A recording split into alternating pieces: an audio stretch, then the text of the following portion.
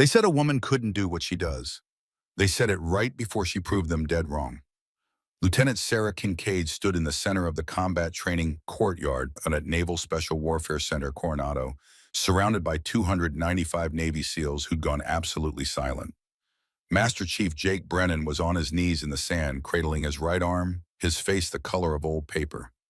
The sound his ulna had made when it snapped, that dry branch crack that cut through morning fog, still hung in the air like an accusation.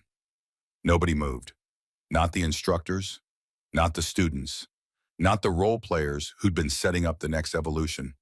They all just stood there watching this 5'7" woman with pale green eyes in perfect parade rest posture, trying to reconcile what their brains insisted was impossible with what their eyes had just witnessed. 2 seconds. That's all it had taken. 2 seconds to grab a man 6 inches taller and 70 pounds heavier, hyperextend his elbow past its natural range of motion and torque, his wrist in a direction God never intended. 2 seconds to end a career built on intimidation and prove that sometimes the most dangerous people in any room are the ones everyone underestimates. But understanding what happened that morning, really understanding it, means going back 6 years to a converted warehouse outside Fort Bragg that smelled like gun oil and old sweat, where a young woman barely out of college met the man who would teach her that violence, real violence, has nothing to do with anger and everything to do with geometry. The year was 2010. Sarah Kincaid was 22 years old, fresh out of ROTC, with a commission that still felt like borrowed clothes, standing in front of a security gate she wasn't entirely sure she was supposed to be at. The building beyond the chain-link fence looked like every other light industrial structure in North Carolina: corrugated metal walls, small windows placed too high to see through, loading dock that hadn't seen a truck in years. The only thing that marked it as different was the lack of signage and the biometric scanner mounted next to a door that looked like it could stop tank rounds. Her orders had been precise but vague. Report to Building 7 Delta at Fort Bragg Annex. Ask for Colonel Madden. Bring nothing but your PT gear and an open mind. Do not discuss this assignment with anyone, including family. The letterhead had been from Naval Personnel Command, but the signature belonged to someone 3 levels above anyone a second lieutenant should have been communicating with. She pressed her thumb to the scanner. Somewhere inside, machinery processed her biometrics and cross-referenced them against a database she didn't have clearance to know existed. The lock disengaged with a sound like a rifle bolt cycling. Inside, the warehouse had been gutted and rebuilt into something between a dojo and a surgical theater. Rubber mats covered the floor. Mirrors lined one wall. The opposite wall held a rack of training weapons: rubber knives, inert pistols, wooden dowels meant to simulate rifles. Everything was spotlessly clean. Everything was precisely organized. And standing in the center of the mat, wearing civilian clothes that somehow looked more military than any uniform Sarah had ever seen, was a man who made her reassess every assumption she'd brought through that door. Colonel Frank Madden was 67 years old, silver hair cut military short, face like weathered teak carved with lines that spoke of decades spent in places where comfort was a luxury and survival was a daily negotiation. He stood maybe 5'10", but something about his posture made him seem taller. His hands hung relaxed at his sides, fingers slightly curved, weight distributed with the kind of economy that suggested he'd spent a lifetime learning how not to waste energy on unnecessary movement. "Lieutenant Kincaid," he said. His voice was quiet, but it carried across the warehouse like he was speaking directly into her ear. "You're 2 minutes early. That's good. Punctuality suggests you take instructions seriously." "Yes, sir." Sarah stood at attention, trying not to let her nervousness show. "Relax." Madden walked toward her, his gait smooth despite what had to be old injuries in those knees. "This isn't a parade ground. Nobody here cares about salutes or protocol. We care about one thing: whether you can learn what needs learning." "And what's that, sir?" "How to kill people in spaces too small to miss." He stopped 3 feet away, close enough that she could see the small scar above his left eyebrow, the silver combat action ribbon pin on his collar. "How to do it quietly, how to do it when you're outnumbered, how to do it and walk away afterward, because hesitation means dying, and dying means failing, everyone counting on you." Sarah felt something cold settle in her stomach. This wasn't what she'd expected. This wasn't the Navy she'd joined. "I know what you're thinking," Madden continued. "You commissioned into the surface warfare track. You thought you'd spend 4 years driving destroyers through the South China Sea, then transition to something stable. Intelligence liaison, staff work, maybe teach at Annapolis if you're lucky. He tilted his head slightly. But someone noticed your fitness reports. Someone saw that you scored expert marksman despite being right-handed and left-eye dominant, which means you taught yourself to compensate for a biological disadvantage most people never overcome. Someone saw that your hand-to-hand combat instructor at ROTC noted you moved like you'd been training since childhood. My father, Sarah said quietly. Daniel Kincaid, he was Force Recon, ran a jiu-jitsu academy in Raleigh after he retired. I grew up on those mats. I know, I read your file. Madden stepped back, gesturing to the training area. What I need to know is whether you can unlearn what your father taught you. Sarah blinked. Sir, your father taught you the sport combat, rules, referees, weight classes, tap-outs. Madden's expression didn't change, but something in his eyes went cold. I'm going to teach you how to fight in rooms where the only rule is that hesitation gets you killed, where the referee is whoever has backup coming, where the weight class is determined by who wants to live more. Can you unlearn everything you know about fair fighting and learn how to win fights that were never going to be fair in the first place? Sarah met his gaze. Somewhere in the back of her mind, a voice whispered that she should be afraid, that this was crossing a line she couldn't uncross. But another voice, the one that sounded like her father drilling techniques until her arms shook, told her this was exactly what she'd been preparing for her entire life without knowing it. Yes, sir, she said. Teach me. Madden smiled. It wasn't a warm expression. Show me your guard position. Sarah dropped into stance, feet shoulder-width, knees bent, hands up protecting her face and ribs. It was textbook. It was what every martial arts instructor in America would call correct. Madden moved. He didn't seem to move fast. There was no explosive burst of speed, no dramatic lunge. He simply closed the distance between them with 3 economical steps, and suddenly his hand was wrapped around her left wrist, his body was pivoting under her arm, and Sarah felt her balance disappear as he redirected her momentum against herself. 1 second she was standing in a perfect defensive position. The next she was face down on the mat with Madden's knee between her shoulder blades and her arm twisted at an angle that made stars explode behind her eyes. Tap, she gasped. The pressure vanished. Madden stepped back, extending a hand to help her up. 1.2 seconds. That's how long you lasted against someone who weighs less than you and is old enough to be your grandfather. Sarah's face burned. I wasn't ready. You were in guard position, Madden interrupted. In a real fight, guard position means you're ready. What it doesn't mean is that you're safe. He gestured for her to reset. The problem with sport combat is it teaches you to fight people who are trying to win points.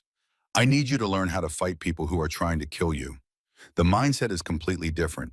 The techniques are completely different.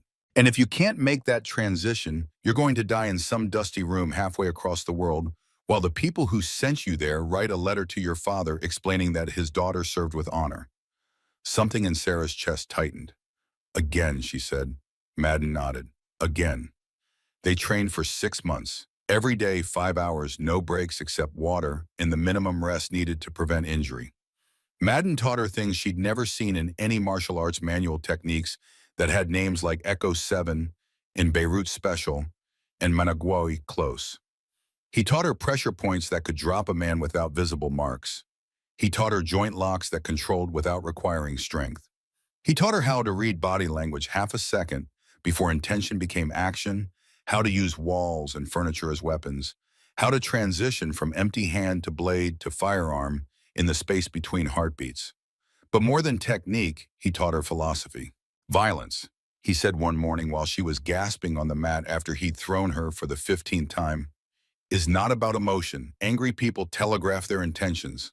Afraid people freeze.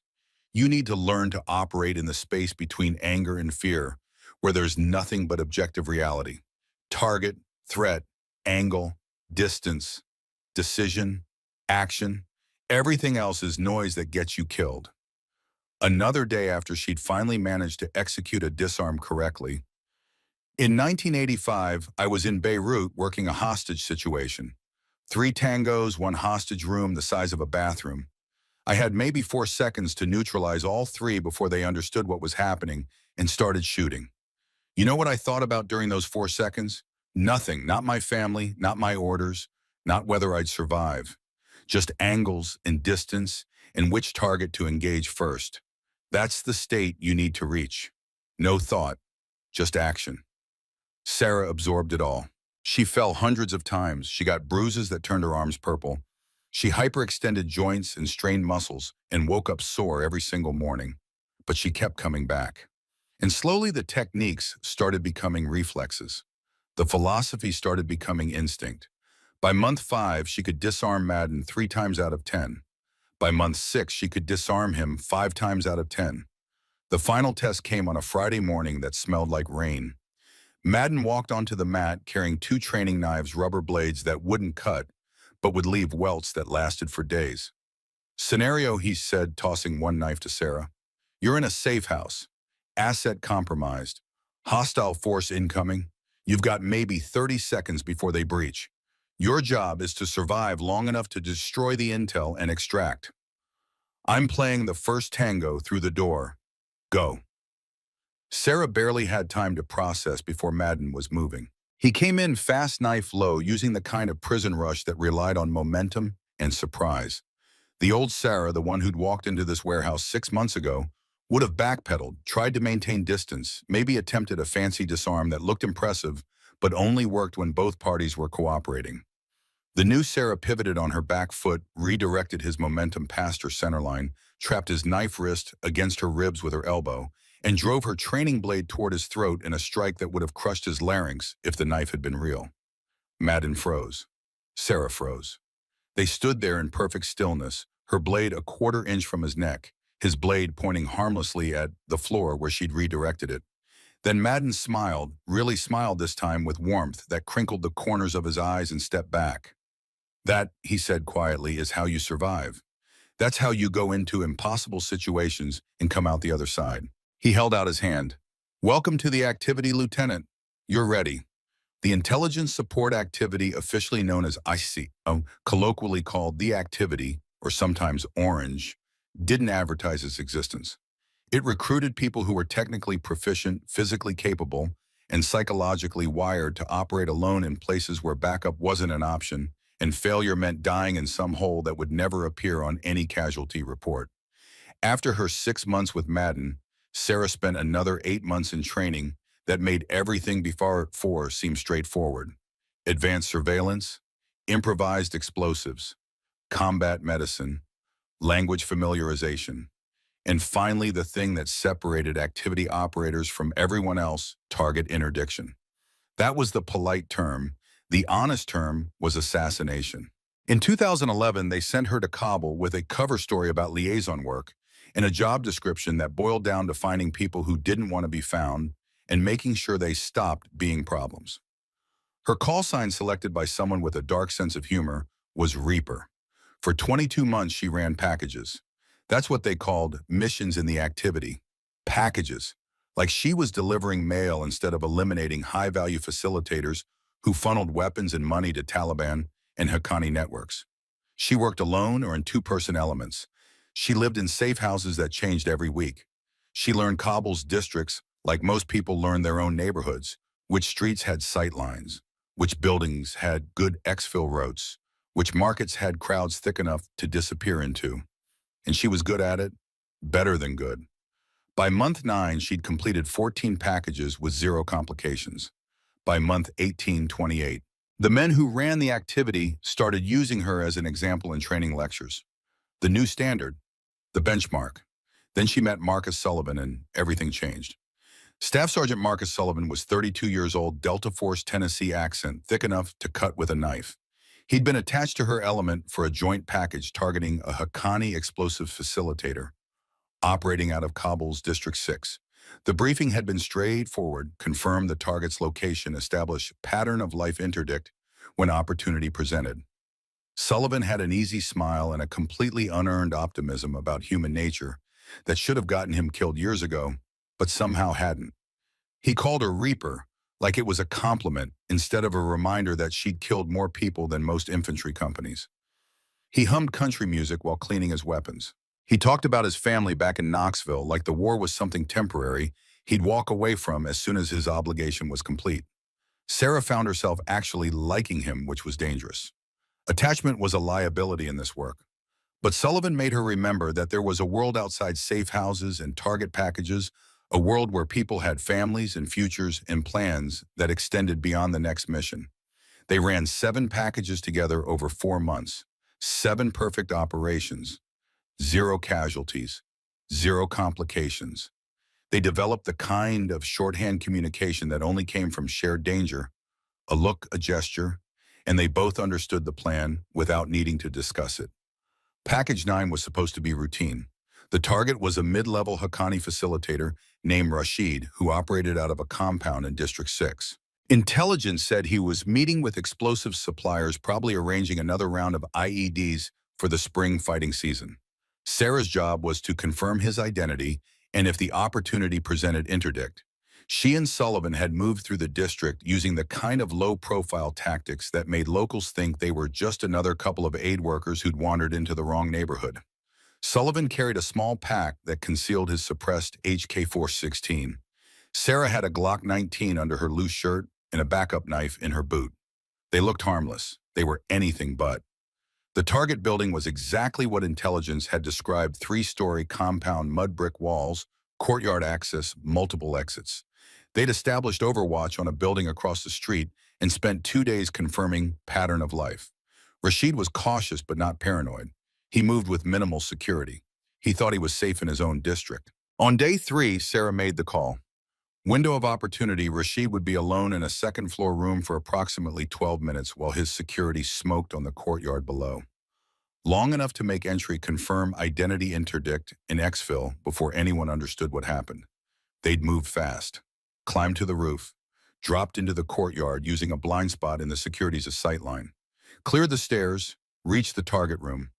Sullivan went through the door first because that was the protocol: bigger body, heavier, armor, better able to absorb fire if things went wrong. Things went wrong.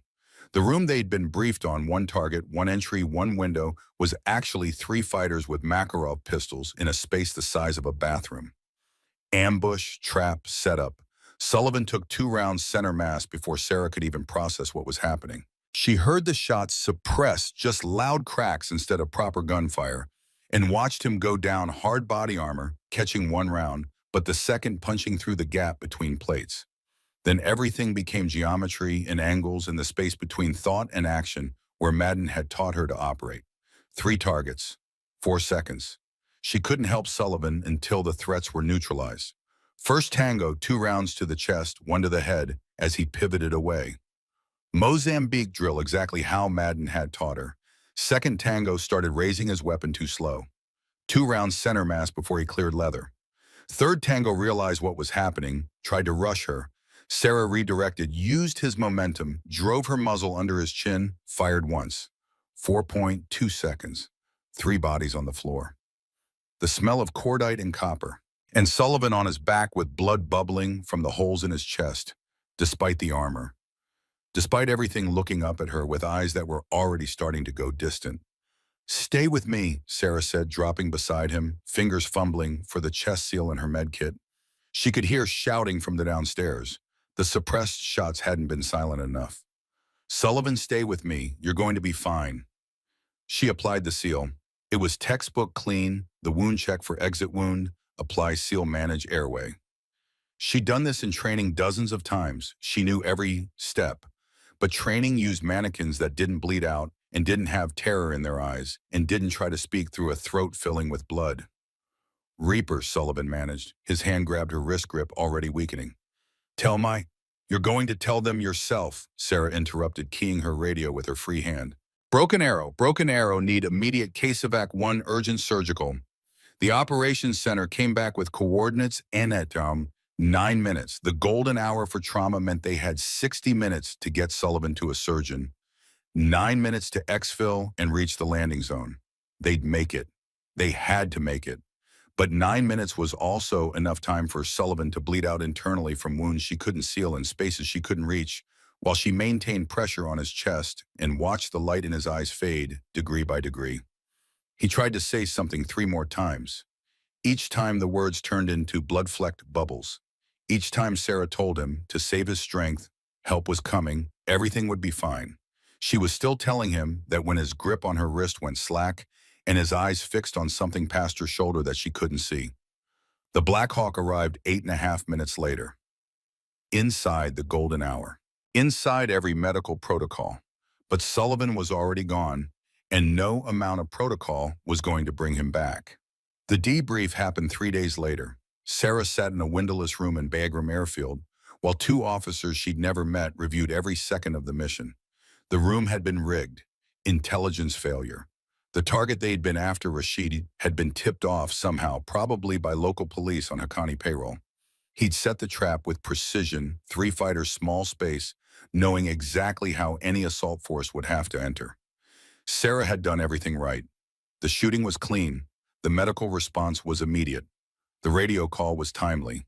Staff Sergeant Marcus Sullivan died because sometimes combat was chaos, and chaos didn't care about training or preparation or how good you were at your job. None of that made Sarah feel any better. The thing that haunted her, the thing that still woke her up in cold sweats 2 years later, wasn't the ambush or the gunfight or even watching Sullivan die. It was the details she'd missed entering that room. The pressure plate trigger on the floor spray painted to match the concrete rig to alert the fighters in the bathroom that someone was coming. She'd stepped right over it.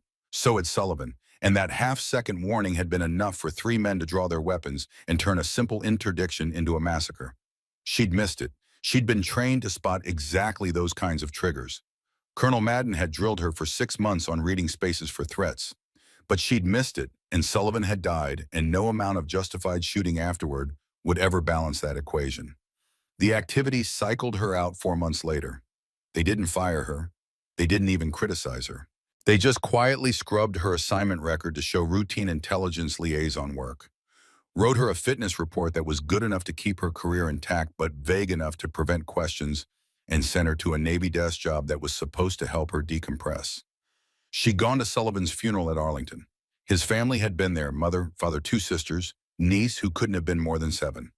They'd thanked her for serving with him. They'd said he'd written home about the operator he was partnered with, said she was the best he'd ever worked with, said if anything happened to him, he was glad it would be alongside someone that competent. Sarah had stood there in dress blues while they lowered his casket, listening to words she didn't deserve, carrying guilt that felt like it weighed more than her body could support. Colonel Madden had found her afterward. He was 70 by then, fully retired, living in Virginia. But he'd made the drive because he'd heard what happened and because, in his own way, he understood exactly what she was feeling. You didn't fail him, Madden had said quietly while they stood looking at the rows of white headstones. The mission architecture failed you both. Bad intelligence, compromised sources, those things happen in this work. I missed the trigger, Sarah had whispered. I should have seen it. Maybe, or maybe it was positioned in a blind spot that even I would have missed. Or maybe you saw it, but your brain dismissed it as shadow or discoloration because you had been operating on 4 hours of sleep for 3 weeks straight. Madden's hand settled on her shoulder. I've been doing this work since before you were born. I've lost people, good people, people I cared about. And the thing I learned is that you can either let that guilt destroy you or you can turn it into something useful. Like what? Like teaching. Like making sure the next generation of operators learns the lessons that got bought with blood. His hand tightened slightly. Marcus Sullivan died. You can't change that. But you can make damn sure that some young operator 10 years from now doesn't die from the same mistake because you taught them what to look for. That's how you honor the people we lose. That's how their deaths mean something. Sarah had made a promise standing over Sullivan's grave that day. She would teach. She would pass on everything Madden had taught her, everything she'd learned that in 22 months of operations, every lesson that had been purchased with someone's life. And if it cost her everything to make sure the next generation survived the kinds of mistakes that killed Sullivan, that was a price worth paying. 2 years later, Naval Personnel Command sent her orders to report to Naval Special Warfare Center Coronado as a combatives instructor. She'd accepted immediately. The morning Sarah arrived at Nina south of Coronado, the Pacific was gray and restless waves breaking against the beach with rhythmic percussion that sounded like distant artillery. The base smelled like salt and gun oil and the particular variety of sweat that came from men pushing themselves past normal human limits. She stood outside Building 164 with her sea bag and orders, watching Navy SEALs run past in formation, their cadence calls echoing off the concrete. This was the sharp end of naval special warfare, the place where America's maritime special operations forces learned their craft, the place where men came to prove they were harder than everyone else. And Sarah was about to walk in and tell them she was going to teach them how to fight. Captain David Morrison met her in the administrative office. He was 52, former DevGru operator, with a face that looked like it had been carved from granite and then weathered by 26 years of hard service. His handshake was firm, his assessment quick and thorough. "Lieutenant Kincaid," he said, "welcome to Nassau Dollars. I read your jacket. Surface warfare officer, 4 years on a destroyer lateral move to security programs." He paused, and something in his expression suggested he'd read more than just her official record. "You come highly recommended by some people whose opinions I respect. That's the only reason you're here." "Understood, sir. Let me be direct." Morrison sat on the edge of his desk. "You're walking into an environment that's not particularly welcoming to female instructors. Most of these operators have been doing this work since before you commissioned. They've deployed to every combat zone America's been in for the last 2 decades. And they're going to look at your record surface warfare officer. No combat deployments listed, and assume you're another admin officer playing instructor because someone in Washington thinks diversity initiatives matter more than operational effectiveness." Sarah kept her expression neutral. "And what do you think, sir?" "I think the people who recommended you don't do it lightly. I think there's probably more to your background than what's in your official jacket. And I think if you can teach these men something worth learning, they'll respect you regardless of what assumptions they walked in with." He stood. "But you're going to have to prove it, and some of the worst senior enlisted are going to test you. Hard." "I can handle it, sir." Morrison studied her for a long moment. "I believe you can. But handling it means knowing when to push back and when to stay professional. These men are warriors. They respect competence and they respect courage. What they don't respect is weakness or political correctness. Be straight with them. Be confident without being arrogant. And for God's sake, don't let Master Chief Brennan get under your skin." "Master Chief Brennan, sir. Jake Brennan runs the Close Quarters Combat Program. Career SEAL 4 deployments, absolute authority over his domain. He's been fighting your assignment since the day I requested it." Morrison's expression suggested this was a problem he'd dealt with before. "He's a good operator and a good instructor. He's also old school in ways that sometimes cross lines they shouldn't.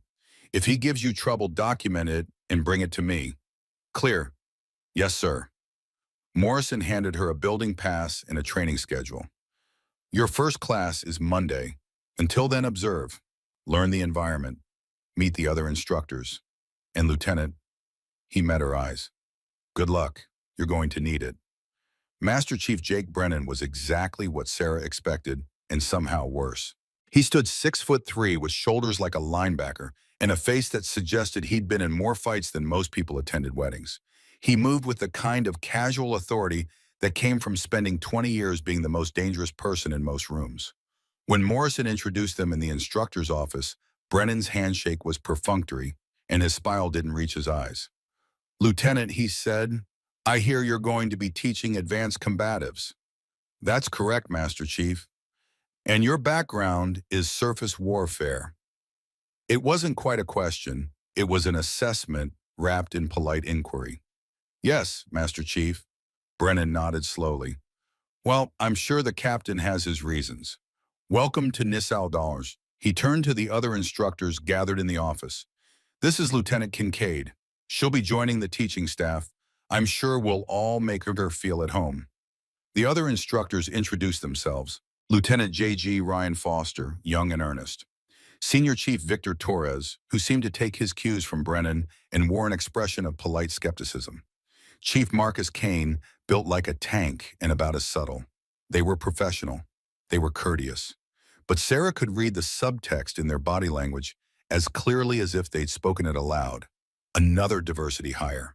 Another admin officer who's going to waste our time teaching theory while we do the real work. She remembered Madden's words. "Let them underestimate you. It's a weapon." The first week was subtle. Brennan didn't confront her directly. He just made sure she understood where she stood in the hierarchy. Comments in meetings about the importance of combat experience. Questions phrased in ways that highlighted what wasn't in her official record. Senior Chief Torres asking technical questions in front of students, questions designed to expose gaps or make her look academic instead of practical. Lieutenant Kincaid, Torres had said during one session, "What's your preferred method for weapon retention against multiple attackers in confined spaces?" Sarah had answered with clinical precision, describing angles and leverage points in the decision tree for prioritizing threats. It was technically correct. It was exactly what any instructor would say. But Torres wasn't looking for answers. He was building a narrative for the students. She knows the theory but not the practice. She learned from books instead of blood. At night alone in her BOQ room that smelled like industrial cleaner and decades of transient officers, Sarah would stare at the photograph she kept in her desk drawer. Sullivan standing outside the safe house in Kabul, both of them in civilian clothes and low-profile plate carriers, his arm around her shoulders, both grinning like idiots because they just completed their 7th package and were starting to believe they might actually be good at this. She remembered the weight of his arm, the sound of his laugh, the way he'd called her Reaper like it was a badge of honor instead of a reminder that she had blood on her hands that would never wash clean. Her hands weren't shaking, not from fear. She hadn't been afraid of Brennan or Torres or any of them, but from the effort it took to keep everything locked down when every instinct she had, every reflex Madden had drilled into her, screamed at her to put Brennan on the ground and make him understand exactly who he was dealing with. But that would prove his point. It would confirm every prejudice. It would give him ammunition to have her removed. And it would dishonor everything Sullivan had died for. She touched the scar on her rib cage through her shirt, feeling the raised tissue that ran from her lowest rib to her hip. Shrapnel from an IED that had detonated 40 meters from her position during her 13th package. Close enough to throw her 6 feet and pepper her side with steel fragments. Far enough that she'd lived while 2 Special Forces soldiers hadn't. The surgeon at Boardroom had told her she was lucky it hadn't gone 3 inches deeper, or she'd have bled out before the Black Hawk arrived. Sarah didn't feel lucky. She opened her laptop and started typing an email to Colonel Madden. "They're testing me," she wrote. "Just like you said they would. Brennan's building a case. Torres is helping. The students think I'm just another admin officer playing dress-up. What do I do?" She stared at the draft for 5 minutes. Then she deleted it and wrote something else. "They're testing me. I'm handling it. But I wanted you to know everything you taught me I'm using. The patience, the control, the understanding that sometimes the fight doesn't start when you want it to. Thank you for that." She hit send before she could second-guess herself. Madden's reply came 12 hours later. "You already know what to do when they push back, when they test pass, when they finally force the confrontation they're building toward, show them what 6 months with me was worth. Make me proud. FM." Sarah read it 3 times, then she got up, changed into PT gear, and went for a run on the beach while the sun came up over the Pacific and turned the water the color of old steel. Day 5 brought the first real test. Brennan announced it during the morning instructor brief, a demonstration for the quarterly Close Quarters Combat Symposium. Each instructor would showcase techniques. It was supposed to be educational. What it really was, everyone knew, was Brennan's public examination to prove Sarah didn't belong. "Lieutenant Kincaid," Brennan said with a smile that didn't reach his eyes, "I thought we'd have you demonstrate weapon retention. Chief Kane will be your role player." He gestured to the man who looked like he bench-pressed small cars for recreation. "Keep it realistic. Our students need to see techniques that work under actual resistance." Realistic. That was the key word. In a real demonstration role, players cooperated. They provided resistance but controlled it. They made the instructor look good because that's how you taught effectively. Sarah looked at Kane, looked at Brennan, understood exactly what was happening. "Of course, Master Chief," she said. "Realistic resistance, I understand." They moved to the mat in front of 40 students who'd been running morning PT and now gathered to watch. Sarah took position with a training pistol in a hip holster. The scenario was simple. Kane would attempt to take her weapon. She would retain it and establish control. Brennan called start. Kane moved fast, not cooperative speed, full combat speed. He grabbed for the weapon with both hands, using his mass and momentum to drive forward, trying to pin her against the wall behind her and simply overpower her through superior strength. The old Sarah might have tried to match force with force, might have attempted some fancy technique that looked impressive in demonstrations, but only worked when people cooperated. The new Sarah, the one Colonel Madden had spent 6 months forging, did something different. She moved, not away from Kane's momentum, but with it, redirecting, using his mass against him. Her left hand trapped his right wrist against the weapon. Her body pivoted, dropping her center of gravity. Her right hand found his elbow and drove it past its natural range of motion, while her hip provided the fulcrum. Kane went down, face first, hard, his arm hyperextended at an angle that made several students wince. Sarah maintained control for exactly 3 seconds, long enough to establish dominance, short enough to show control, then released and stepped back. Kane stayed down for a moment, breathing hard, looking up at her with surprise and something that might have been respect. Then he tapped the mat and climbed to his feet. The students had gone completely silent. Brennan's jaw had tightened in a way that told Sarah this wasn't over. This was just beginning. That night, Sarah sat in her room and felt the ghost of Madden's hands on her wrists, correcting her position for the 1,000th time. Heard his voice, violence isn't about emotion. It's about geometry, angles, leverage, the willingness to commit when the other person is still deciding whether to act. She'd committed. She'd shown them a glimpse of what she was capable of. Now they were going to try to break her. And when they did, when Brennan finally pushed hard enough to force the confrontation he'd been building toward, she would show them exactly what 22 months in Kabul and 6 months with a Cold War legend had taught her about surviving impossible situations. For Sullivan, she thought touching his photograph one more time before filing it away. For every operator who died learning lessons the hard way. She lay down and stared at the ceiling until sleep finally came, knowing that tomorrow would bring new tests and that eventually, inevitably, those tests would escalate into something nobody could ignore. The breaking point was coming. She could feel it like weather changing, and when it arrived, there would be no going back. The drop was 11 feet onto sand that hit like concrete, the impact hammering through her boots into her knees with enough force to make her teeth click together. She rolled, came up moving, and intercepted 2 role players dragging the second HVT toward a vehicle mock-up at the compound's edge. Close quarters, multiple targets, overlapping fields of fire. This was the kind of scenario that killed operators who hesitated or tried to do everything by the book. Sarah didn't hesitate. She engaged the first role player with her rifle, one marking round through his shoulder before he could bring his weapon to bear. Then she was on the second one, closing distance so fast he couldn't track her movement. She trapped his rifle barrel, redirected it away from herself, and the HVT drove her elbow into his throat with enough force to make him drop and strip the weapon from his hands in a move that Madden had learned from watching Nicaraguan Contras disarm Sandinista soldiers in alleys that smelled like cordite and fear. 2 seconds. Both hostiles neutralized. Second HVT secured. Sarah grabbed the role player, pulled him to his feet, and started moving back toward the building. She had maybe 90 seconds to get both HVTs to the extraction point. It wasn't enough time. It couldn't be done. She did it anyway. Master Chief Jake Brennan stopped the evolution when Sarah was halfway through extracting the second HVT. He came out of the observation room with Senior Chief Torres and 3 other instructors trailing behind him like an entourage, his face red and his voice loud enough to carry across the entire training area. "Hold," he barked. "Evolution terminated." Sarah stopped breathing, controlled despite the sprint and the adrenaline, her rifle slung, and both HVTs secured exactly where the scenario requirements specified. Around her, 287 Navy SEALs had gone silent enough to hear the wind coming off the Pacific. Brennan walked toward her with the kind of deliberate pace that meant he'd been rehearsing this moment. "Lieutenant Kincaid, Lieutenant, that was one of the most reckless, dangerous, protocol-violating performances I've seen in 20 years at this command." Sarah stood at parade rest, hands behind her back, eyes forward.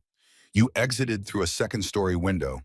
Brennan continued, his voice taking on the tone of someone building a case. "Violating every safety protocol we have for elevated operations. You abandoned a secured HVT in an unsecured location, which in a real scenario would have meant losing the target or getting him killed. You used excessive force on role players who are here to help train, not to get injured by instructors who don't know the difference between demonstration and actual combat. He stopped 3 feet away, close enough that Sarah could see the vein pulsing in his temple, smell the coffee on his breath. "And you did all of this," he said, his voice dropping to something quiet and dangerous, "because you couldn't accept that the scenario was designed to be impossible. Because you thought you were so much better than every other instructor here that the rules didn't apply to you." He paused. "What do you have to say for yourself, Lieutenant?" Sarah met his eyes. Behind him, she could see Morrison standing at the edge of the crowd, his expression unreadable. Could see the students watching, waiting to see if she'd defend herself or make excuses or do something emotional that would prove everything Brennan had implied about her. She thought about Madden standing in that warehouse 6 years ago, teaching her that violence was geometry and will. Thought about Sullivan dying in her arms in a bathroom-sized room in Kabul while she tried to save him with hands that shook and knowledge that wasn't enough. "I accomplished the mission, Master Chief," she said, her voice level and professional. "Both HVTs secured, all hostiles neutralized. Time remaining on the clock. If you want to write me up for methodology, that's your prerogative as senior instructor.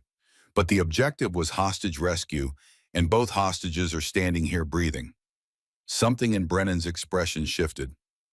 Maybe he'd expected her to be defensive.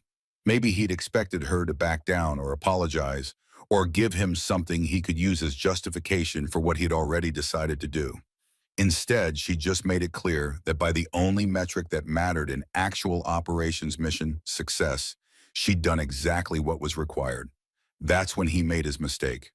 Brennan stepped closer inside her personal space, using his size to intimidate the way he'd probably intimidated 1,000 junior operators over 20 years of service.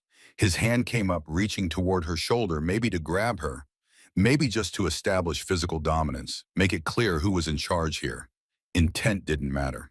The moment his fingers touched her uniform, 22 months of controlled violence came to the surface like something dark rising from deep water. Sarah moved on pure reflex.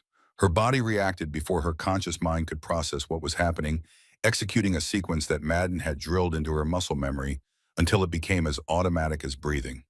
Her left hand shot up and trapped Brennan's wrist against her shoulder, controlling it before he could pull back or adjust.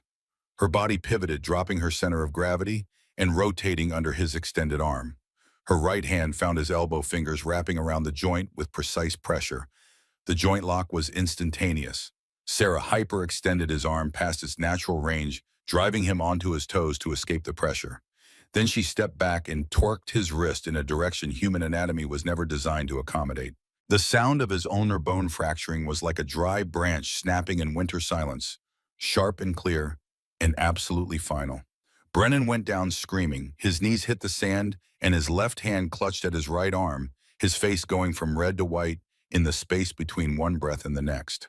The courtyard erupted into chaos, instructors rushing forward, students shouting questions that collided in the air like crossed radio frequencies, the carefully controlled training evolution dissolving into something raw and unscripted. Senior Chief Torres was the first to reach them. He grabbed Sarah's arm, his grip tight with anger and adrenaline. "What the hell did you—" Sarah moved. She didn't think about it, didn't plan it. Her body just executed another technique from the catalog of violence that Madden had spent 6 months programming into her nervous system. Torres' grip became a liability as she trapped his wrist, pivoted, and drove his shoulder toward the ground with enough force to make him slap the sand frantically. She released him immediately and stepped back, dropping into a ready stance that made it absolutely clear she wasn't finished if anyone else wanted to make this physical. No one did. The crowd had frozen in place, instructors and students alike, suddenly understanding that they were watching something they'd never seen before. A 5'7" woman who just put down two of Narrated Salvo's most experienced operators in the space of maybe 4 seconds, and was standing there with perfectly controlled breathing and eyes that looked like they could calculate distance and angles faster than most people could process fear. Captain David Morrison materialized from the crowd, his voice cutting through the chaos like a blade through fog. "Everyone stand down, now!" The authority in his voice was absolute. Instructors stopped moving. Students straightened. Even the role players who'd been part of the exercise froze in place, suddenly aware they were witnessing something that would be talked about in Nessal dollars for years. Corpsman, Morrison called, never taking his eyes off Sarah. Get over here and take care of Master Chief Brennan. Everyone else back to your positions. This evolution is terminated. A Navy corpsman pushed through the crowd, medical kit already in hand. He knelt beside Brennan, who was still white-faced and cradling his arm, trying to explain through clenched teeth that she'd attacked him, that she was out of control, that she needed to be arrested immediately. Morrison let him talk until he ran out of breath. Then the captain looked at the crowd of SEALs who'd witnessed everything and asked a question that was simple and devastating. Who initiated physical contact? The silence that followed was damning. Sarah watched faces in the crowd, saw students and instructors alike processing what they'd seen, weighing loyalty against truth, deciding whether to support their Master Chief or acknowledge what their eyes had shown them. Lieutenant J.G. Ryan Foster stepped forward. He was young, maybe 26, and his voice shook slightly when he spoke. But he spoke anyway. Master Chief Brennan touched Lieutenant Kincaid first, sir. I was standing 5 feet away. I saw him reach for her shoulder. She responded defensively. The words hung in the air like an indictment. Multiple other voices echoed agreement: students who'd been close enough to see clearly, instructors who couldn't deny what had happened, even if they wanted to. Then something else happened. The role players who'd been acting as hostiles in the kill house pushed forward through the crowd. 6 men who'd spent the last hour watching operators run the scenario, and fail, who'd seen Sarah clear that compound with a level of technical proficiency that belonged in classified after-action reports, rather than training exercises. The first one to speak was a petty officer first class named Martinez, a veteran of 3 deployments who'd seen enough real combat to recognize the difference between performance and capability. Sir, Martinez said, addressing Morrison but speaking loud enough for everyone to hear, I've been role-playing hostile for these evolutions all morning. I've watched every instructor run this scenario. What Lieutenant Kincaid just did. He paused, searching for words. Sir, she moved like someone who's done this work under live fire. Every technique she used was absolutely doctrinal, just not the doctrine we teach here. Another role player, Chief Petty Officer Williams, nodded agreement. The way she cleared that first floor, sir, the angles she used, the way she read the space. That's not academy training. That's operational experience. Morrison's expression didn't change, but Sarah saw something shift in his eyes. He turned to her, and when he spoke, his voice was careful, measured, like someone approaching unstable ordnance.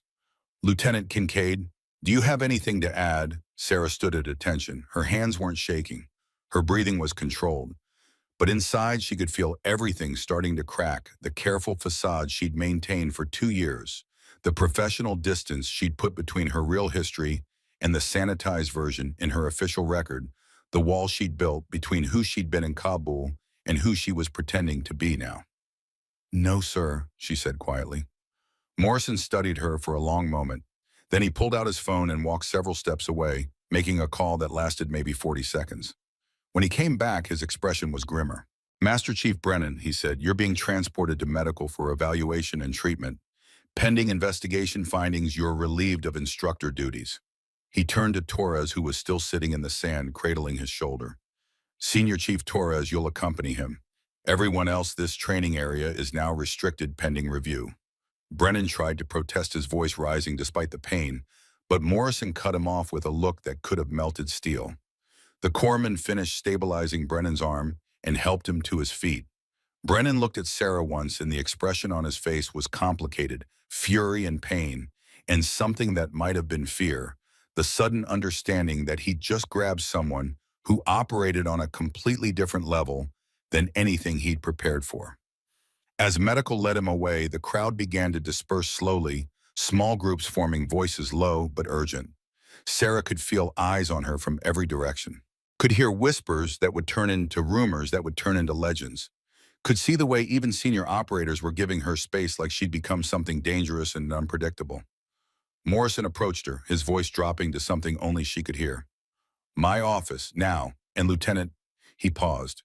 I just called someone who needs to hear about this. He's flying in from Virginia. Should be here tomorrow. Sarah's chest tightened. Who, sir? Morrison met her eyes, and for the first time since she'd arrived at Coronado, she saw something that looked like understanding. Colonel Frank Madden. I'm told he's the one who actually trained you. I think it's time everyone here understood exactly who you are and where you learned to do what you just did. The next 18 hours moved with the surreal quality of a dream that couldn't decide whether it was memory or prophecy. Sarah spent most of it in her BOQ room, officially confined to quarters pending investigation, staring at Sullivan's photograph and trying to process the fact that her carefully maintained cover had just been destroyed in front of 300 witnesses. She'd known this moment would come eventually, had known that sooner or later someone would push hard enough to crack the facade, but she hadn't expected it to feel like this, like relief and terror mixed together in equal measure, like falling and flying at the same time. Her phone buzzed with a text message. Unknown number. But the content made her breath catch. Heard what happened. I'm proud of you. Landing at North Island at 800. See you soon. FM. She read it 5 times before putting the phone down.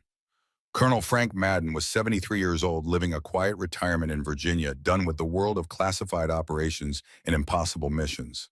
But he was getting on a plane because his student needed him, and that said something about the kind of man he was that no service record could ever capture. Sarah lay down on the narrow rack and closed her eyes, but sleep wouldn't come. Instead, she kept seeing Brennan's face in that moment, before his bones snapped, the confidence that came from 20 years of being the dominant force in every room, the sudden shock when that dominance evaporated like morning fog. She'd controlled the break. That was important. She could have destroyed his shoulder joint, could have put him in surgery and months of rehabilitation. Instead, she'd chosen the minimum necessary force to neutralize the threat, a clean ulnar fracture that would heal in 6 weeks with proper care.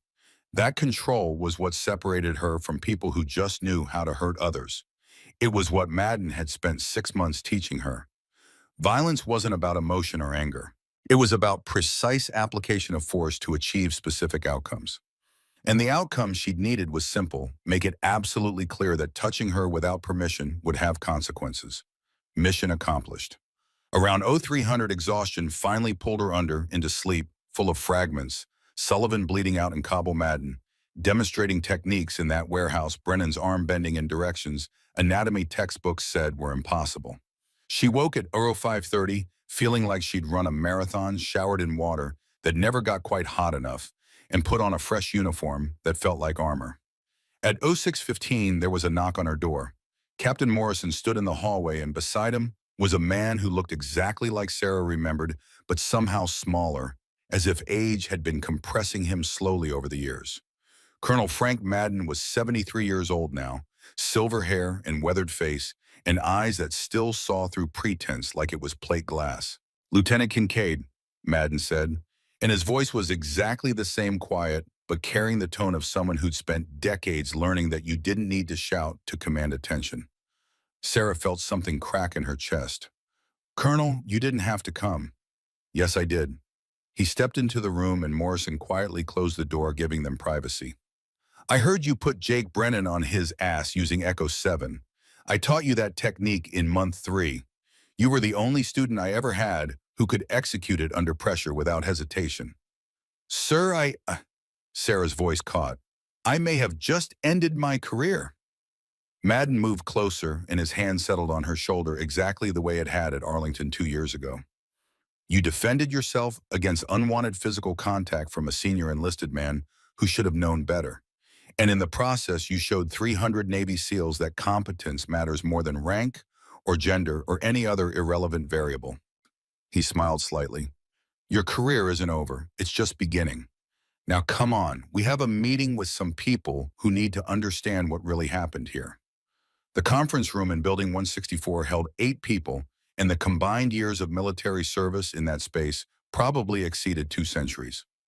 Admiral Margaret Sinclair sat at the head of the table, president of the Naval Board of Inquiry, 61 years old, with a reputation for fairness that was legendary throughout Nassau Boars. Beside her sat Rear Admiral Thomas Crawford from Washington, Captain Morrison, and several other senior officers whose presence suggested this had become much bigger than a simple training incident. And at the far end of the table, looking diminished and angry in equal measure, sat Senior Chief Jake Brennan with his right arm in a cast and Senior Chief Victor Torres with paperwork spread in front of him like weapons. Madden walked into that room like he owned it, moving with the kind of quiet authority that came from spending 40 years in places where authority was measured by competence rather than rank. He wore civilian clothes, khakis, and a blue button-down, but on his collar were small pins that Sarah recognized: Silver Star 2 Bronze Stars Combat Action Ribbon. "Colonel Madden," Admiral Sinclair said, standing to shake his hand, "thank you for making the trip on such short notice." "Admiral," Madden's handshake was firm, "I came because one of my former students is being subjected to an investigation for defending herself, and I thought you might benefit from understanding her actual background rather than the sanitized version in her official record." Crawford leaned forward. "Colonel, with all due respect, Lieutenant Kincaid's background is a matter of record. Surface warfare officer, 4 years on a destroyer, lateral move to security programs. That's not the resume of someone who should be teaching special operations combatives." Madden turned to look at Crawford, and something in his expression made the Admiral sit back slightly. "No," Madden said quietly. "That's the cover story of someone who spent 22 months running direct action packages for the intelligence support activity in Kabul, eliminating high-value targets that were facilitating networks responsible for American casualties. Her call sign was Reaper. She completed 37 successful interdictions. She has more confirmed close-quarters kills than half the operators in this building combined." The silence that followed was absolute. "In 2010, Madden continued, his voice taking on the quality of someone providing testimony, "I was brought out of retirement to assess and train a new class of ESE operators. Lieutenant Kincaid, then Second Lieutenant Kincaid, was selected based on psychological profile and demonstrated capability. I spent 6 months teaching her techniques I developed during my time with CIA Special Activities Division. Beirut, 1985. Nicaragua, 1984. Somalia preparation work throughout the early 90s. These techniques are classified and doctrine-specific to operations that most people in this room don't have clearance to know about." He pulled out a tablet and set it on the table, turning it so everyone could see the screen. "What happened yesterday morning was that Master Chief Brennan initiated unwanted physical contact with a superior officer who'd been trained to respond to physical threats with immediate and overwhelming force. The technique she used, which we designate Echo 7, is specifically designed for hostage rescue scenarios where you need to neutralize a threat without alerting others nearby. It's a controlled joint destruction that incapacitates without requiring lethal force." Madden tapped the tablet and video began to play. Security footage from Building 164 showing the moments before and during the incident from multiple angles. The footage was crystal clear. Brennan stepping close, his hand reaching fingers, making contact first. Then Sarah's response so fast it was almost impossible to track the mechanical efficiency of someone executing trained movement under pressure. "Notice," Madden said, pausing the video on a frame that showed Sarah's hand position, "how she controls the brake. She could have destroyed his shoulder joint, could have shattered his elbow. She chose a simple ulnar fracture, painful, incapacitating, but recoverable in 6 weeks with proper care." He looked at Crawford. "That's not loss of control. That's precise application of minimum necessary force to neutralize a threat." Admiral Sinclair studied the footage for a long moment. Then she turned to Brennan. "Master Chief Brennan, you have 20 years of service. You've trained thousands of operators. You know regulations regarding physical contact with officers. Can you explain why you felt it was appropriate to put your hands on Lieutenant Kincaid?" Brennan's face was red. "I was attempting to establish authority, ma'am. She just violated multiple safety protocols by completing a mission scenario that was designed to be impossible," Sinclair interrupted. "A scenario that every other instructor failed because it required accepting limitations. Is that correct?" Brennan didn't answer. Sinclair turned to Torres. "Senior Chief Torres, I understand you filed a complaint alleging that Lieutenant Kincaid demonstrated anger management issues and created an unsafe training environment. Can you provide evidence for these claims?" Torres shuffled papers. "Ma'am, based on observations over the past week, Lieutenant Kincaid has shown—" "1 week," Sinclair said. "You based a formal complaint on 1 week of observation during which time Lieutenant Kincaid successfully completed every assigned task, taught multiple classes without incident, and demonstrated technical proficiency that impressed even the role players." She picked up a document from the stack in front of her. "I have written statements here from 6 students in Lieutenant Kincaid's Advanced Combatives course. All 6 describe her as professional, knowledgeable, and providing training that exceeded anything in their previous pipeline experience. She set the document down and looked at Torres with an expression that could have frozen seawater. Your complaint appears to be based not on Lieutenant Kincaid's actual performance, but on your personal belief that she doesn't belong here. Is that a fair assessment, Senior Chief? Torres's mouth opened, closed, opened again. Ma'am, this board, Sinclair said, her voice taking on the formal tone of someone rendering judgment, finds that Lieutenant Sarah Kincaid acted in lawful self-defense against unwanted physical contact from a senior enlisted member. Master Chief Brennan's actions constitute assault as defined under UCMJ Article 128. Senior Chief Torres's complaint constitutes filing a false official statement under Article 107. She turned to Brennan. Master Chief Brennan, you are hereby reduced in rank to Senior Chief and will be reassigned to Naval Base Kitsap in an administrative capacity with no student contact.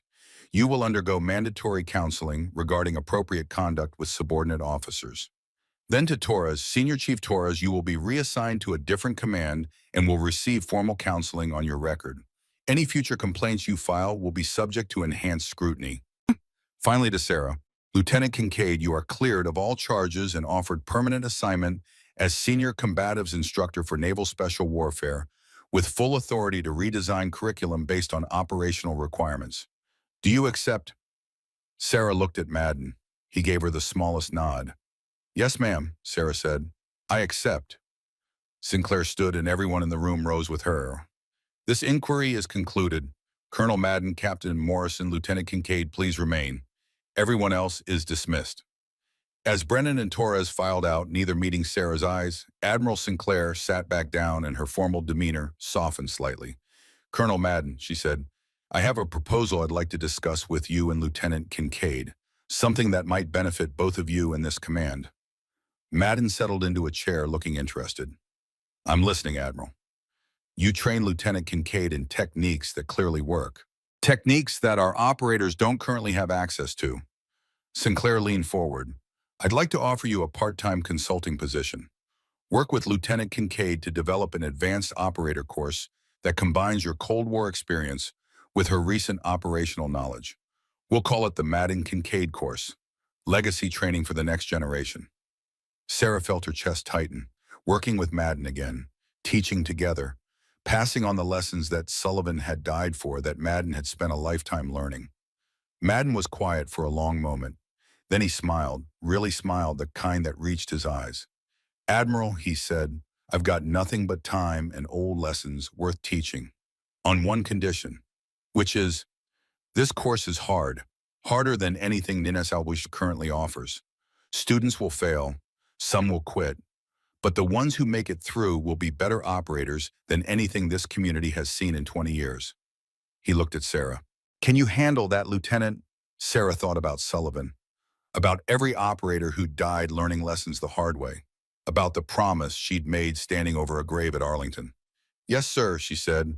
Let's build something that saves lives. Admiral Sinclair nodded. Then it's settled. Get me a curriculum proposal in 2 weeks. Captain Morrison will provide whatever resources you need.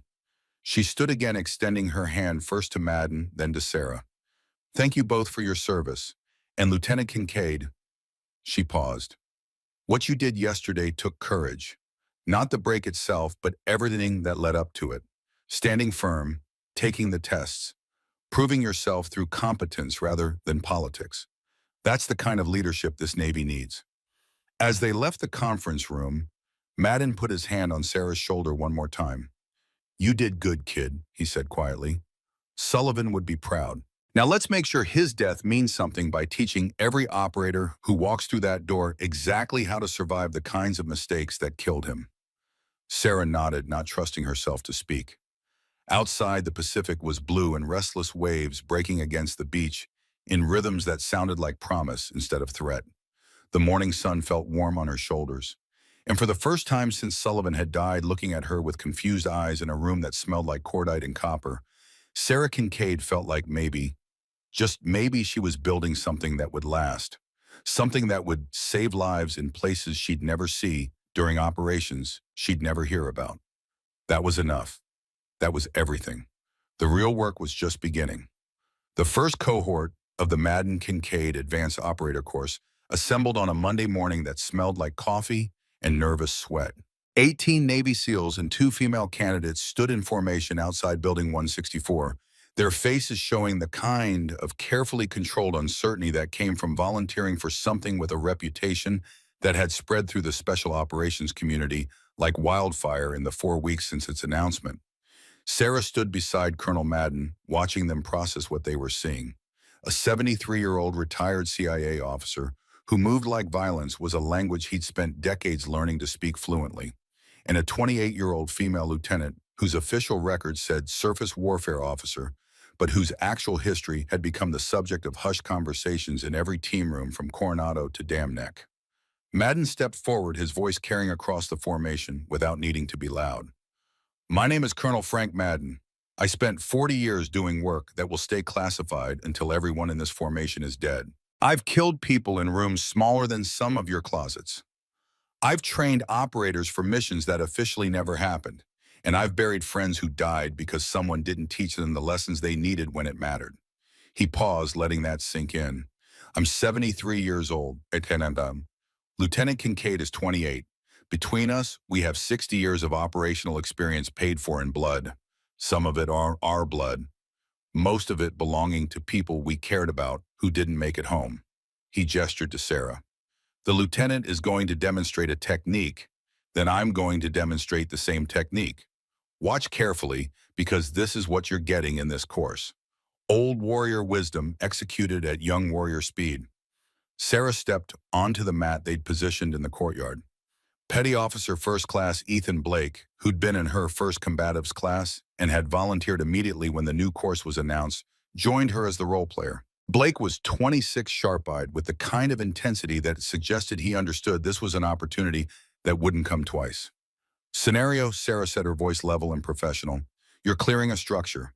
Hostile comes through a door with a knife. Close quarters. No room to maneuver. No time to transition to your sidearm. Your rifle's trapped against your body. What do? She nodded to Blake. He came at her fast, training knife in hand, using the kind of prison rush that relied on momentum and surprise. Sarah moved with the economy that Madden had drilled into her, not away from the attack, but into it, redirecting Blake's momentum, trapping his knife arm, and driving him to the ground with his own weapon controlled and his face in the dirt in maybe 2 seconds. She released him and stepped back. Blake climbed to his feet, breathing hard but grinning. Now watch, Madden said, taking Sarah's position. Same scenario. But I'm going to do it the way I learned in Beirut when Ronald Reagan was president and most of you weren't born yet. Blake reset, came at Madden with the same speed and intensity, and Madden moved slower than Sarah had moved, much slower, but with a kind of mechanical efficiency that made every motion count for exactly what it needed to accomplish, and nothing more. He redirected Blake, controlled the knife, established dominance, and put Blake down in roughly the same time Sarah had, but using maybe half the energy. When he stepped back, Madden wasn't even breathing hard. That's the difference, he said to the watching class. Lieutenant Kincaid has youth and speed and reflexes that let her execute techniques at combat tempo. I have 40 years of experience that taught me how to conserve energy and make every movement matter. You're going to learn both. You're going to learn the techniques young enough that they become reflexes, but you're going to learn the philosophy behind them so that when you're my age and your knees are shot and your back doesn't work right anymore, you can still put down threats twice your size because you understand principles instead of just memorizing movements. He looked across the formation, his gaze settling on each face for just long enough to make it personal. This course is hard. It's going to hurt. Some of you will quit. That's fine. Better to quit here than to die down range because you thought you knew enough when you didn't. His voice softened slightly. But the ones who make it through, the ones who embrace the pain and the failure and the humiliation of getting beaten down by a 73-year-old man and a woman half the size of most of you, those operators will be better than anything this community has produced in 20 years. And when you're in some room halfway across the world with everything going wrong and backup not coming, you'll use what we teach you and you'll survive. That's the promise we're making. That's what this course delivers. Sarah watched the students process that, saw the moment when most of them committed, when the uncertainty in their eyes turned into determination. One student in the back caught her attention. Petty Officer Second Class Jessica Rivera, 24 years old, one of the first female candidates attempting to make it through the SEAL pipeline in Etnis Aldaus. Rivera stood maybe 5'5", built like a distance runner, with dark eyes that held the kind of intensity that came from spending every day proving herself to people who assumed she'd fail. Sarah recognized that look. She'd worn it herself not that long ago. The first 3 weeks of the course were designed to break people. Not physically, though the physical demands were brutal, but psychologically. Madden and Sarah created scenarios that had no good solutions, only bad choices and worse choices. They put students in positions where every option meant failure of some kind, where accepting limitation was part of the test. Most of the students adapted.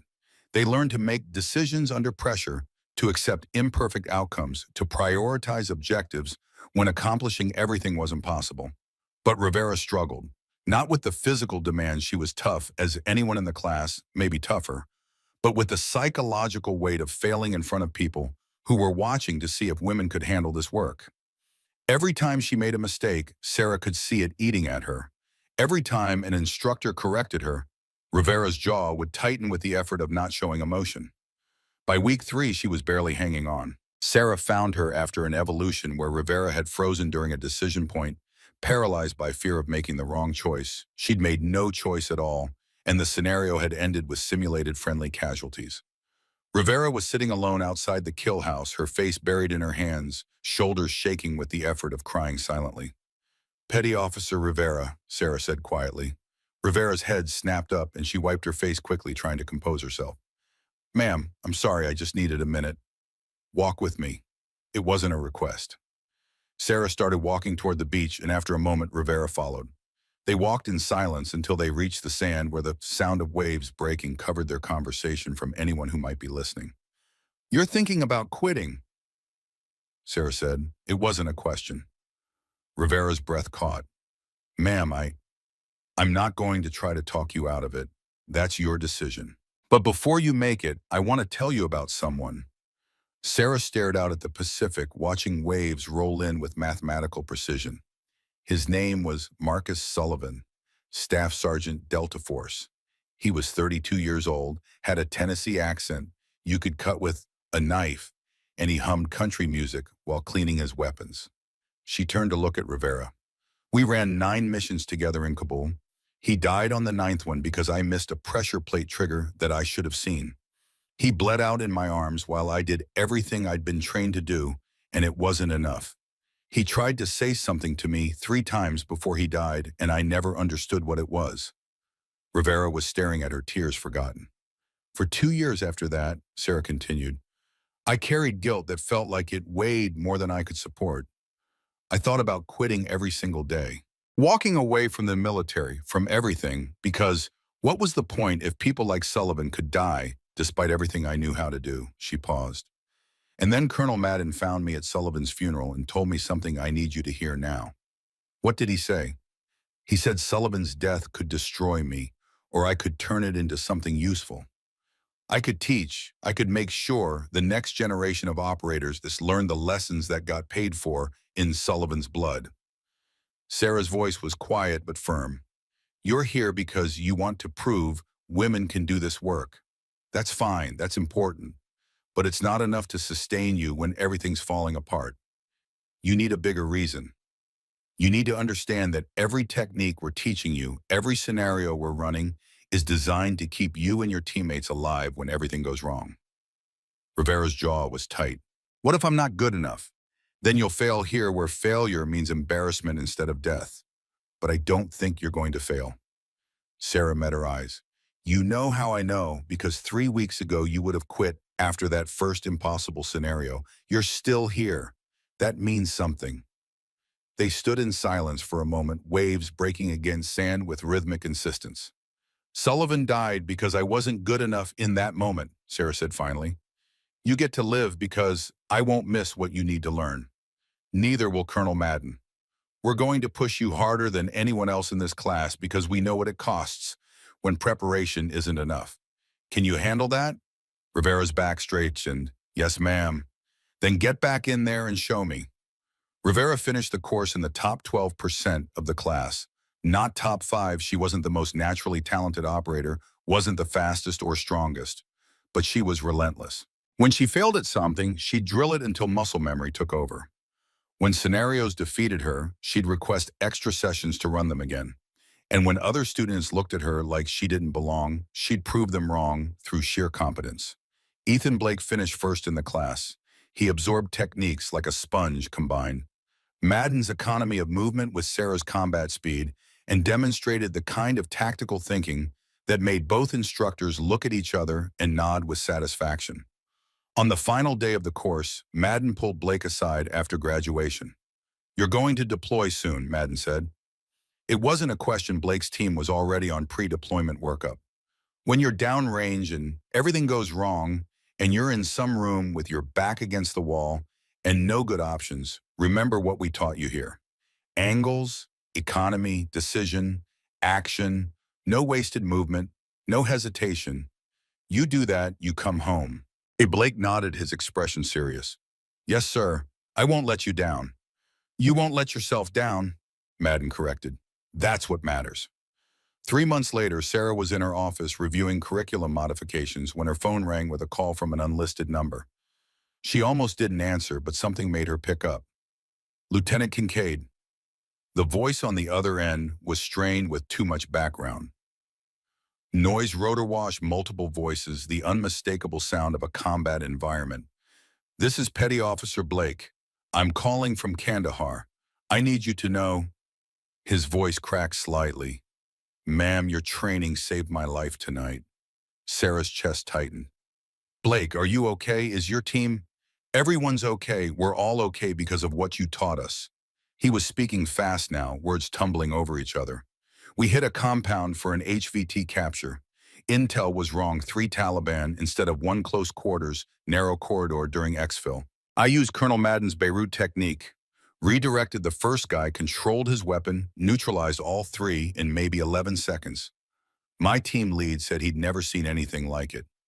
Sarah felt something hot behind her eyes. "You did good, Blake. You stayed calm and executed." "Sullivan's lesson saved us, ma'am. You and the Colonel." His voice caught. "Thank you. That's all I wanted to say. Thank you for teaching us what we needed." The line disconnected. Sarah sat in her office staring at the phone, and for the first time since Sullivan had died, she felt like maybe, just maybe, the promise she'd made was being kept. She forwarded the voicemail Blake had left to Madden with a simple message: "This is why we do it." His reply came 3 minutes later. "That's the legacy. Well done, Lieutenant." The story of Blake's engagement spread through the special operations community with the speed of all good combat stories. Within a week, Sarah and Madden were fielding a request from Delta, from Rangers, from MARSOC. Everyone wanted to know about the techniques that had let a young SEAL neutralize 3 hostiles in close quarters without taking casualties. Rear Admiral Crawford, who'd been skeptical during the inquiry, personally called to congratulate them on the program's success. "Whatever you're doing," he said, "keep doing it. We're seeing performance improvements across the board from operators who've been through your course." But not everyone was pleased with how things had changed. The remnants of the old guard instructors who'd been loyal to Brennan, who'd built their identities around a certain way of doing things, pushed back in small ways. Scheduling conflicts, equipment shortages, administrative obstacles that appeared and disappeared like smoke. Sarah dealt with most of it herself, but Madden noticed when the bureaucratic friction started affecting training quality. "I'll handle it," he told her one afternoon after a scheduled range session had been canceled due to ammunition requisition issues that mysteriously resolved themselves an hour after Madden made a phone call to someone in the Pentagon. "Sir, you don't need to fight my battles." "I'm not fighting your battles. I'm removing obstacles so you can do the work that matters." His expression was stern, but not unkind. "You're building something important here, Sarah. Don't let small-minded people with territorial issues slow you down. That's what old warriors are for, dealing with politics, so young warriors can focus on operations." By month 7, the cultural shift at Nisavars was undeniable. The story of Sarah breaking Brennan's arm had evolved into legend, growing with each retelling until it took on mythological proportions. But underneath the legend was something real, a genuine respect for competence demonstrated under pressure. for techniques that worked downrange for instructors who were building operators instead of just processing them through pipeline requirements. Female candidates started arriving in greater numbers. Rivera had paved the way, proving it could be done. 3 more women entered the SEAL pipeline in the months following her graduation. Not all of them would make it. The attrition rate was still brutal, regardless of gender, but they had role models now. They had proof that the path was possible. Sarah found herself becoming something she'd never intended to be, a symbol. Women would approach her at conferences, ask her how she'd handled the skepticism, how she'd proven herself. She tried to give them useful answers, but the truth was simpler than most of them wanted to hear. Be so good they can't ignore you, she'd say. Master your craft. Know your job better than anyone else in the room. And when they test you, because they will test you, pass the test through performance, not politics. It was Madden's philosophy filtered through her experience. Competence earned respect. Everything else was noise. In month 8, Sarah received an envelope in her office mail. No return address, handwriting that was careful and deliberate, suggesting multiple drafts. She opened it to find a single sheet of paper with a brief message. Lieutenant Kincaid, I won't apologize for doing my job the way I thought was right, but I was wrong about you. Colonel Madden's reputation speaks for itself. If he believes in your capabilities, then my judgment was clouded by assumptions I shouldn't have made. You're training these operators properly. They deserve the best instruction available, and from what I'm hearing downrange, you're providing exactly that. Senior Chief Jake Brennan. Sarah read it twice. Then she filed it in her desk drawer without responding. Some things didn't need acknowledgement. Some transformations happened slowly, privately, in ways that formal apologies couldn't capture. She showed the letter to Madden later that day. He read it, nodded once, and handed it back. Some men need to lose before they can learn, he said. Brennan's learning, that's all you can ask. Do you think he'll ever really accept it, women in combat roles? Madden considered that. Acceptance isn't what matters. Respect is what matters. He respects competence, now even when it comes in forms he didn't expect. That's enough. That weekend, Sarah drove to Arlington National Cemetery. It was a clear day, the kind where autumn air felt like a promise of winter approaching. She walked the familiar path to Sullivan's grave, carrying flowers she'd picked up at a shop near the entrance. She knelt on the grass and traced the engraved letters of his name with her fingertips. I kept my promise, she said quietly. The course is working. Blake's team came home because of what we taught them. Rivera graduated, and she's going to be an incredible operator. And next week, we're starting our 3rd cohort, 22 students, including 5 women. A breeze moved through the trees, carrying the smell of cut grass and distant rain. I wish you were here to see it, Sarah continued.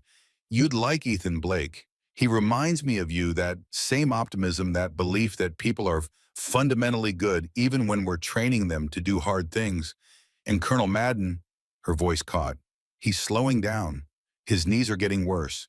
The doctors say he's got maybe another year of active teaching before his body won't let him continue. But he's passing everything he knows to me, to the students, making sure the lessons survive even after he's gone. She placed the flowers at the base of the headstone. That's the legacy, Marcus, not the missions we ran, not the targets we eliminated, the teaching. Making sure the next generation survives the mistakes that killed you. She stood brushing grass from her uniform. I'm going to keep that promise for as long as I'm able. That's what your death bought. That's what it means. She stayed until the sun was high and bright, then walked back toward her car. There was work waiting. There would always be work waiting. But for the first time since she'd held Sullivan while his life bled out onto concrete floors halfway across the world, Sarah felt like she was building something that would outlast her. Something that would save lives in operations she'd never hear about, in places she'd never see, for reasons that would stay classified long after everyone involved was dust. That was enough. That was everything. 2 weeks later, Sarah was reviewing training schedules when there was a knock on her office door. She looked up to see a young woman in utility eyes standing in the doorway. Her posture parade ground, perfect. Her expression a mixture of nervousness and determination that Sarah recognized immediately because she'd worn it herself. Ma'am, the woman said, Petty Officer Emma Sullivan reporting for the Madden Kincaid course. Sarah's world stopped. The name hit her like a physical blow, stealing breath from her lungs. Sullivan. Yes, ma'am. The young woman stepped into the office. I'm named after my uncle, Staff Sergeant Marcus Sullivan. He died in Kabul in 2013. Her voice was steady despite the emotion behind it. My family said you were with him when it happened. Sarah stood slowly, her hands gripping the edge of her desk to keep them steady. Emma Sullivan was maybe 22, with the same dark hair as her uncle, the same sharp eyes that seemed to see through pretense. But where Marcus had carried easy optimism, Emma's expression held something harder. The kind of determination that came from growing up in the shadow of a family hero and deciding to honor that legacy through action. Sarah's voice cracked. She cleared her throat and tried again. Your uncle was the best operator I ever worked with. He saved my life more times than I can count. And when he died, I made him a promise. What promise, ma'am? That his death would mean something. That I'd make sure the next generation of operators learned the lessons he paid for with his life. That's why this course exists. That's why Colonel Madden and I teach the way we do. Sarah moved around the desk, standing in front of Emma, looking at this young woman who carried her friend's name and apparently his courage. Are you ready to honor that legacy? Emma's back straightened. Yes, ma'am. That's why I'm here. Good. Sarah extended her hand. Class starts at 0600 tomorrow. Don't be late. And Petty Officer Sullivan. She paused. I'm going to push you harder than anyone else in that class. Not because I doubt you, but because I owe your uncle that much. I owe him the certainty that anyone carrying his name will be prepared for the worst and trained to survive it. Can you handle that? Emma's handshake was firm. I wouldn't expect anything less, ma'am. After Emma left, Sarah sat at her desk and allowed herself 5 minutes to feel the weight of it. Sullivan's niece, here, volunteering for the course that existed because her uncle had died. The symmetry of it was almost too much like the universe was completing a circuit that had been open for 5 years. She pulled out her phone and called Madden. Frank, she said when he answered, Sullivan's niece just showed up to register for the course. There was a long silence on the other end. Then Madden's voice, quiet and thoughtful. That's the legacy coming full circle. How are you doing with it? I don't know yet. It feels like Sarah searched for words. Like I'm being given a second chance at something I didn't realize I needed a second chance at. Maybe you are, Madden said. Marcus Sullivan died. You can't change that. But you can make sure his niece becomes the kind of operator he would have been proud of. You can give her the tools to survive the situations that killed him. That's as close to redemption as this work offers. You'll help me train her. Of course, we'll make her better than all of us. She could hear the smile in his voice. That's how legacies work, Sarah. Each generation builds on what came before. Emma Sullivan is going to be an outstanding operator because you'll teach her everything Marcus taught you, everything I taught you, everything you learned in 22 months of operations. And someday when she's teaching the next generation, she'll pass all of that forward. Thank you, Frank. Don't thank me. Just do the work. That's all any of us can do. That evening, Sarah walked down to the beach as sunset painted the Pacific in shades of orange and gold. She stood at the waterline, feeling cold water wash over her boots, watching waves come in with rhythmic insistence that felt like promise instead of threat. Colonel Frank Madden appeared beside her, moving quietly despite his 73 years and the knees that barely worked anymore. They stood together in comfortable silence, watching light fade from the sky while students ran drills in the distance, their cadence calls echoing off buildings that had trained warriors for generations. I'm slowing down, Madden said finally. The doctors say I've got maybe a year before my body won't let me teach actively anymore. Sarah's chest tightened. Frank, I'm not complaining. I've had a good run. 40 years in the field, 5 years teaching more friends buried than I care to count, but enough students succeeding that I know the work mattered. He turned to look at her. But here's the thing, Sarah, I'm not worried about what happens after I stop. You know why? Because you've got this. You don't need me anymore. Hell, you probably never really did. I just gave you permission to become what you were always capable of being. His hand settled on her shoulder. Those kids in our course, they need you the way you needed me. And when your knees give out and your back doesn't work right anymore, you'll find some young operator with potential and you'll teach them everything we know. That's the legacy. Not the kills, not the medals, not even the missions. The teaching. That's what survives. Sarah felt hot pressure behind her eyes. I can't do this without you. Yes, you can. You've been doing it for months already. I just stand there looking old and wise while you do the real work. Madden smiled. But I'll stick around as long as my body lets me. We'll train Emma Sullivan together. We'll run a few more cohorts. We'll make sure the foundations are solid enough that this course survives us both. They stood in silence while the sun dropped below the horizon and the sky turned from orange to purple to deep blue. Behind them, students finished their drills and headed toward the barracks, their voices carrying on wind that smelled like salt and possibility. Thank you, Sarah said quietly, for everything, for teaching me, for believing in me when nobody else did, for coming out here when I needed you, for building this with me. You're welcome, but Sarah, Madden's grip on her shoulder tightened slightly. The real thanks is what you're building. Every operator who comes home because of what we taught them. Every mission that succeeds because someone remembered angles in economy and decision.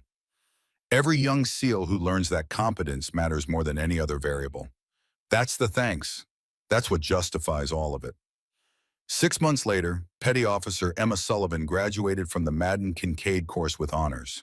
She deployed to Afghanistan 3 weeks after that, ran 16 successful missions, and came home with a Bronze Star and a reputation for being one of the most technically proficient operators in her team. She called Sarah from Boardroom on her last night before rotating stateside. Ma'am, Emma said, her voice clear despite the satellite delay, I wanted you to know everything you taught me worked. Every technique, every scenario, every lesson about staying calm when everything's falling apart. I used it all, and my team and I came home. Sarah's voice was thick. Your uncle would be proud of you, Emma. I know, because you made sure I learned what he didn't get the chance to. Emma paused. Thank you, ma'am, for keeping your promise to him, for teaching me, for making his death mean something. You made it mean something, Sarah corrected, by having the courage to volunteer, by doing the work, by becoming the operator he would have wanted you to be.